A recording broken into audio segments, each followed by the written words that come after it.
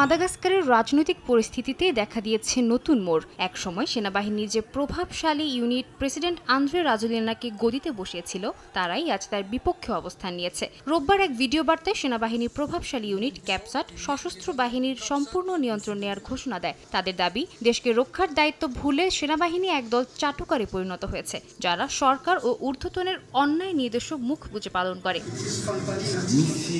এর আগে শনিবার ক্যাপসাটের সামরিক কর্মীরা তাদের সহকর্মীদের ঊর্ধ্বতনের আদেশ অনুসরণ বন্ধ করে তরুণদের নেতৃত্বাধীন আন্দোলনকে সমর্থন করার আহ্বান জানান। এর কয়েক ঘন্টা আগে প্রেসিডেন্ট আন্দ্রে রাজোলিনা অভিযোগ তোলেন, অজ্ঞাতনামা শক্তি তাকে উৎখাতের চেষ্টা চালাচ্ছে। এক বিবৃতিতে প্রেসিডেন্টের দফতর জানায়, আফ্রিকান দেশটিতে অবৈধ ও জোরপূর্বক ক্ষমতা দখলের চেষ্টা চলছে, তবে এ বিষয়ে বিস্তারিত তথ্য প্রকাশ করা হয়নি।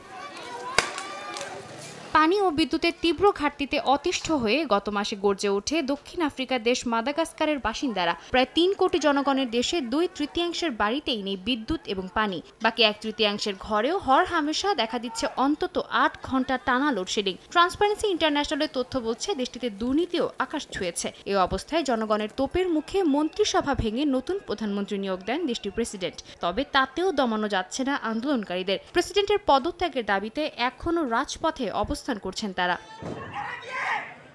তাদিয়া তাসনিম, সময় সংবাদ।